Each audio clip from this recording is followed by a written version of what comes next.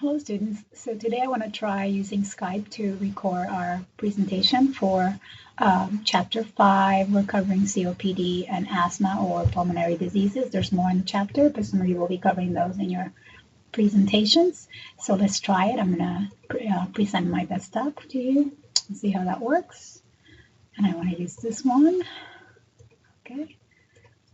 And I am going to start the PowerPoint.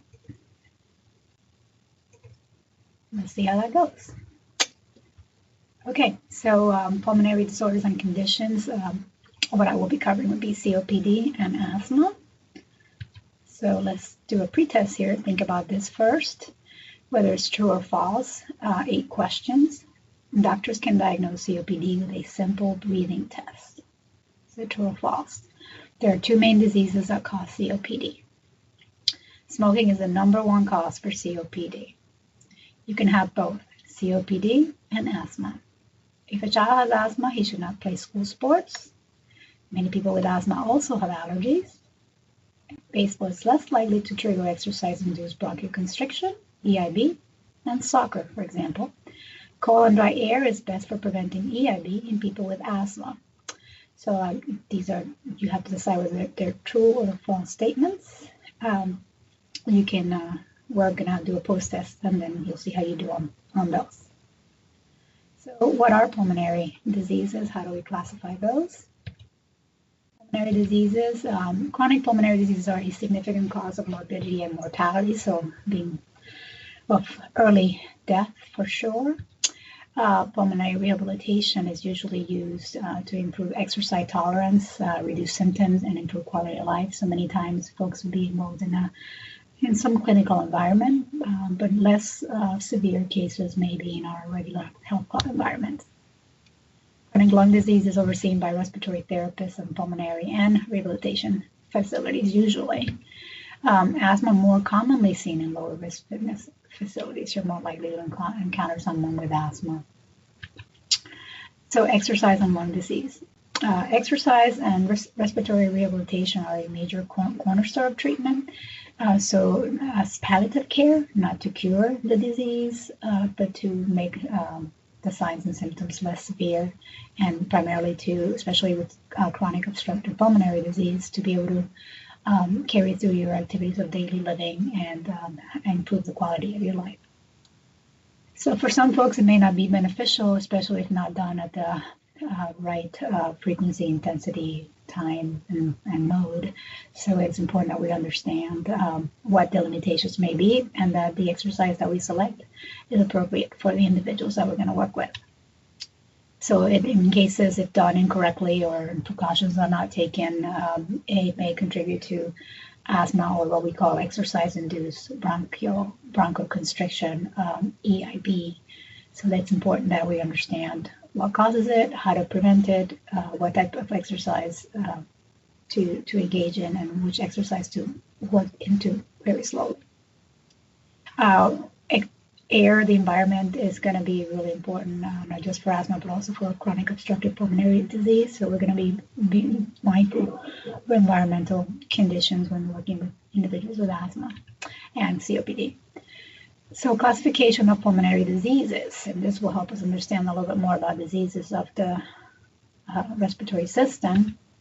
COPD is the most severe. It is irreversible airflow limitations, so airflow referring to air coming into the lungs and air going out of the lungs. So the problem could be in both of those factors, in inhaling and exhaling the air. And so you can think about what problems that could bring to someone. If you've ever had really bad cold or bronchitis, think about how difficult it was to breathe and how stressful that was for you. So bronchitis is one of the conditions, emphysema is the other.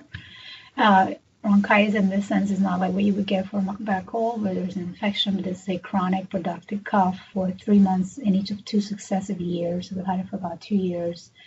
In a patient with whom other causes of productive chronic cough have been excluded. And emphysema is the presence of enlargement of the air spaces distal to the terminal bronchioles, accompanied by destruction of the walls and without obvious fibrosis. So the alveoli, the air sacs, actually become damaged. So you have less space in order to utilize the air you bring in. So that's a severe limitation. Asthma is an airway obstruction due to inflammation or constriction or bronchospasm, but it's mostly reversible. So that is the good news about asthma. And when we're talking about exercise, some folks that have asthma may have exercise-induced bronchospasm, EIB, or some folks may only get EIB sometimes. So it depends. And this has been the definition based on ACSM 2014. Guidelines for exercise testing and prescription. So respiratory system physiology, so that we understand what the problems may be for those with respiratory diseases. How should the respiratory system work when it's healthy? So first off, what is respiration? When somebody says respiration, what do you think about? What other word or synonym would you give them? This is a warning you, this is a common mistake.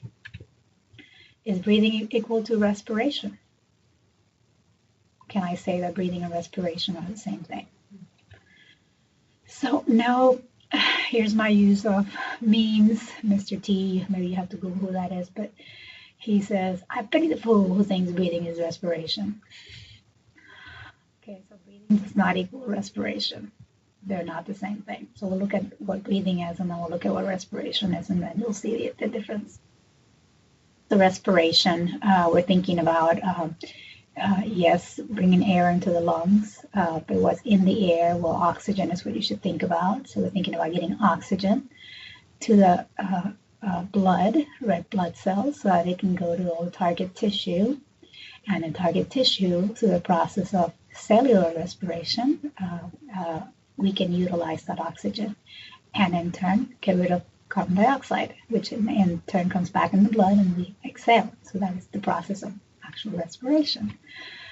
So here's a picture. I don't know what happening here, but so breathing is not respiration. Ventilation may be a better example of breathing, because that is the movement of air into and out of the lungs in two stages, inspiration and expiration. This controlled by the diaphragm and the rib cage. So there's muscles. Think about the muscles involved in respiration and how those could be affected. The gas exchange happens in the alveoli and the lungs, and it says the diffusion of oxygen and carbon dioxide from gradients of high pressure to low pressure. And then cellular respiration is the production of ATP at the cellular level, mitochondria, or the respiration. There is where oxygen is utilized and where carbon dioxide is released and has to come back out to be expired. There's respiration. Okay. So the respiratory system, maybe hopefully you're familiar with it. It's not as complicated as when we look at the cardiovascular system next week.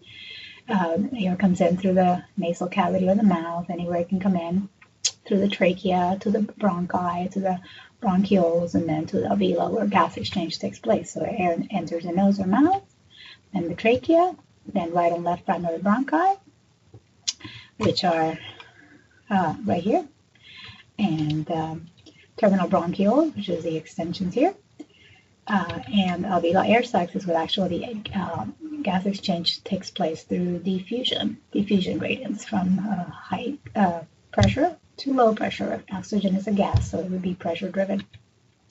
And here it is. So lung ventilation and tissue respiration, diffusion of oxygen across the walls of the alveolus and the capillaries and the all around the alveoli, so it's a very thin layer. Transport of oxygen in the blood to the capillary bed of active muscles, and then diffusion of oxygen across the capillary wall to active muscle fibers. And again, if you look at the tissue here, then in the tissue you have a high concentration of carbon dioxide and low of oxygen, so there's this gradient, and then the carbon dioxide is going to come back through the right side of the heart, and it's going to get pumped back into the lungs, and then return the process where we pick up oxygen, deliver it to the tissues, and who's always carrying something, those red blood cells. Alveoli. So here's a larger picture, visualization of what the alveoli look like. You can see all the capillary beds involved with that necessary for the diffusion to take place. They're sac-like structures. surrounded by the capillaries right there, attached to respiratory bronchioles, and site of exchange for oxygen and carbon dioxide. And then a rich blood supply is what maintains that high concentration gradient. There are about 300 million in the lungs of those air sacs. So even with someone that has damage to the air sacs, there's still some space available to do some breathing. It's just not going to be as efficient. There's a tremendous amount of surface area for diffusion of these gases. Both the alveoli and the capillary beds are very thin, so allows for easy diffusion. It's also very wet. Water is great in helping to dissolve and make diffusion easier. The gas exchange alveoli and capillaries,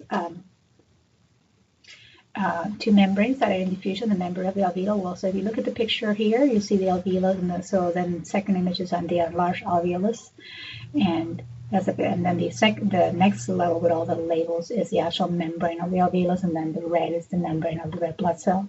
So that's a very thin, one cell thick, and so it's easy for, based on the concentration gradient, diffusion of oxygen to the red blood cell and diffusion of carbon dioxide to the alveoli happens very easily because of that.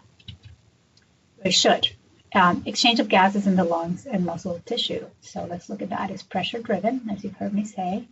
Oxygen and carbon dioxide easily diffuse across the permeable membranes of the alveoli and blood vessels, where they should. Oxygen content in alveoli is always going to be greater than oxygen content in pulmonary capillaries. So oxygen consistently will move into the capillaries, and CO2 consistently moves into the alveoli. So that's what's going to happen. So this is termed the pulmonary diffusion capacity, PDC. Certainly is going to increase from rest to maximum exercise because you're going to need to be able to utilize more oxygen as you increase your exercise intensity. Those that are highly trained have a greater pulmonary diffusion capacity, as they also have, the reason why they have a higher VO2 is the ability of the tissues themselves to utilize oxygen and get rid of carbon dioxide. So the better trained you are, the better you're able to do that. So folks that have limitations are going to have a low pulmonary diffusion capacity. So if we can help them a little bit with that in exercise training, we're going to make their quality of life a bit better. So how does ventilation occur? Again, this is what we usually call breathing. So how does it occur? So your rib cage expands as the rib muscles contract. Air inhaled in, right? So as inhalation, the diaphragm contracts and moves down to pull and allow for more room for the air to come in. And then to exhale, the diaphragm relaxes and moves back up to allow air to come out. So usually you don't have to think about exhalation. If you inhale, you will naturally exhale. Only doing exercise, especially as the intensity of exercise increases, you have to more forcefully exhale.